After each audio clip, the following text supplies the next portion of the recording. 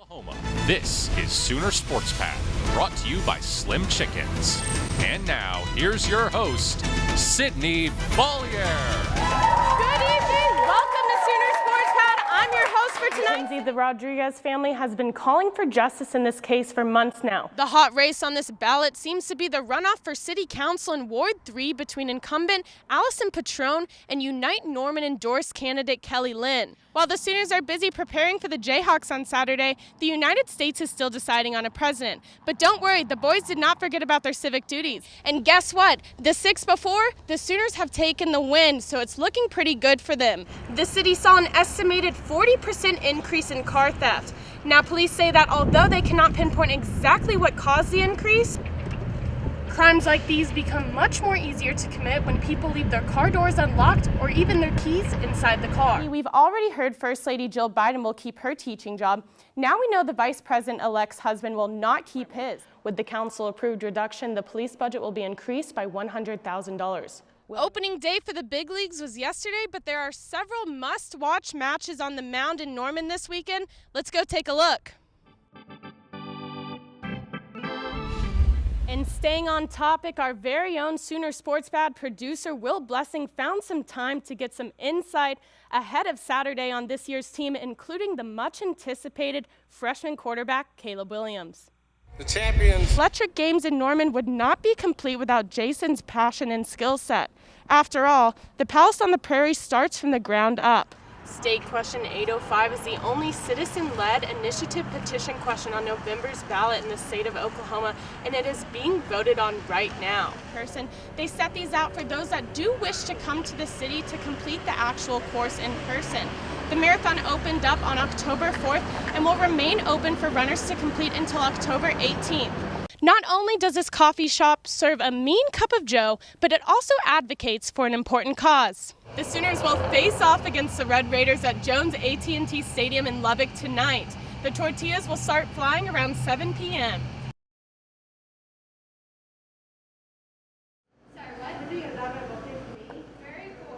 Not Your Average Joe is not your average coffee shop.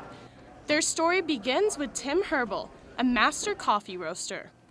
We had a blend of coffee called Not Your Average Joe, and every time we sold it, we would give portions of the proceeds to different charities, including charities that supported children and adults with special needs. In 2019, Tim, alongside some other partners, took over a coffee shop in Midtown to combine all their charity efforts and start the nonprofit organization.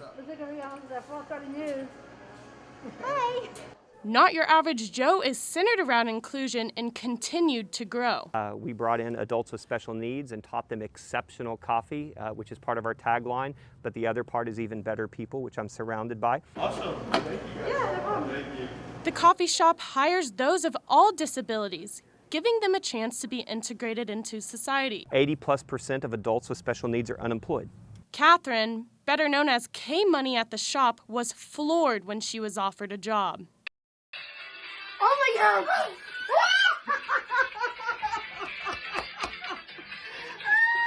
my God, we did it! For the workers and the customers, Not Your Average Joe provides above average joy.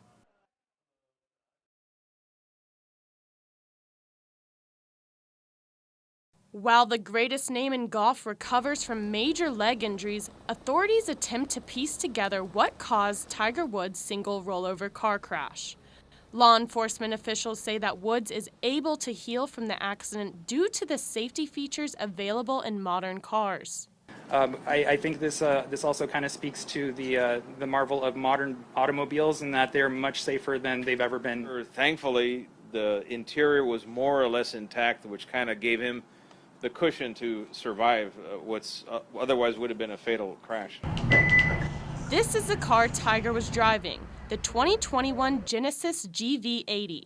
Safety features in modern cars like this one are more advanced than ever before. They've just come so far in all of the things that they do to protect you. One of the things that I noticed most about the picture of the car was how it crumpled exactly where it was supposed to crumple. Today, I set out to find out exactly what those safety features are.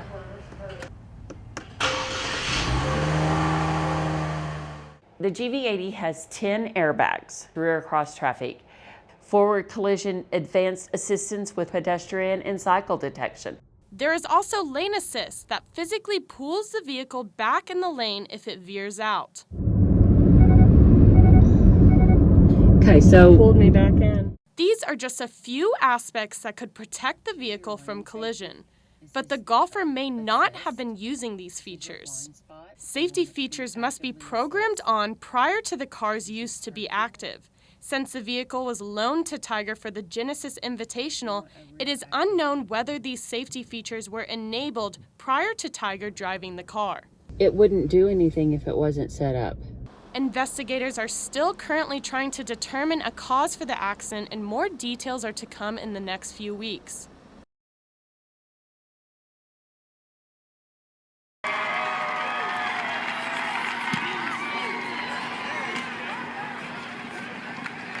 And the kick down at the 35-yard line, and Sarah Fuller. This past weekend, Sarah Fuller became the first female kicker to play in a Power 5 matchup. Sarah's impact on the game caught national attention. But girls playing football isn't a new concept. Just down the road is senior Emma Price, kicker for the Blanchard Lions. I told them that I was simply a good kicker as well. And so the next practice after that, I went and I showed them that I could actually kick too, and I got on the team.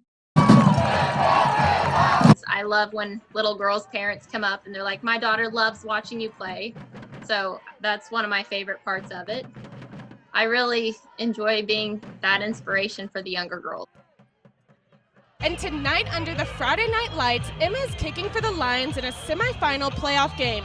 As usual, she has the support of her teammates as well as her town rallying behind her. We play like we normally do. We should win. My goal is to focus enough and make all of my kicks that I'm supposed to make, because it could be the deciding factor between a win or a loss. And just across the Red River is Marty McCoy, junior kicker for the Munster Hornets. Early in the season, Marty saw a need at kicker and knew she was capable of beating out the boys for a spot on the team. I can fill this role. I can be that for the team, and I know I can do that, but I need others to know that I can do that too. Marty is a fearless competitor and loves the game of football. Her teammates and coaches are behind her, but some in the community didn't approve of a girl being on the roster. That was the first time I really experienced any hate comments or anything like that, but I had so much support on top of that. So I think a bunch of kids from my school ended up going into that comment section and just standing up for me. Marty looks past all of the negativity, and instead, down the road she has paved for younger girls aspiring to be just like her. Younger girls in my community that come up to me, the little 3rd and 4th graders that chant my name or whatever, I just hope I'm making that impact to show them that nobody can tell you what you can and can't do, and that if you believe in yourself, then you can run with it and you can do whatever your heart desires. Last week, Marty showed just how valuable she is to the team when the game came down to one final moment.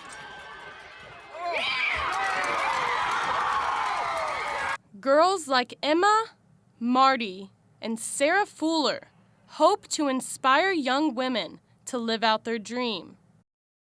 Be who you want to be. Play what you want to play. And when others try to bring you down, step out on the field and play like a girl. I'm going to have to throw it back to softball. I'm taking number 45, Giselle Juarez, the 6-foot redshirt pitcher who's absolutely killing it so far. She's only played about 27 innings in total so far. She had a putout against Houston last month. Let's just talk about her season-high game over the weekend against Mizzou. Let me check these stats. 0 stolen bases, 0 runs scored, 0 home runs, 0 hits, 0 walks, and 11 strikeouts. I think you get the point.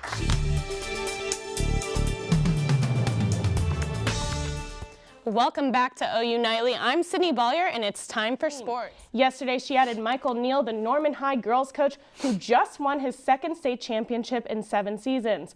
Bronchek also grabbed Chantal Osahor, a 2-year assistant out of Arkansas. Now the Sooner fans had out their brooms at Marita Hines Field this weekend, and you know what that means? A sweep over the number 7 Texas Longhorns. Although the Sooners remained sturdy during 4 overtimes against Texas, their 2 losses prior showed that the Sooners had a hard time closing out 4 quarters, and that will be a big factor going into Saturday's game. Now, if you needed a sign to start watching mid-action week football, that's it. Back to you guys. And Trey, you're a redshirt junior now, so you have a little bit more experience under your belt than the 5 true freshmen under you this season. Well, the Sooners are back home in Norman following what was a historic win for the Iowa State Cyclones and a devastating back-to-back loss for the Oklahoma Sooners. Poor guy, but wow, that's going to be on a poster in one of our kids' rooms one day. Maybe mine, I don't know. The Sooners will rely on a veteran offensive force with several senior returners such as Erica Yost and Emma Ledbetter. Oklahoma also boasts strong leadership in the backfield with senior goalie Nikki Panis. Baseball season's up and going, and the Dodgers are playing, and check out this granny at the Dodgers game. Friday sports. And it's also Ben's 21st birthday, so before we go, on behalf of all of us here at OU Nightly, happy 21st. Thank you, Sydney.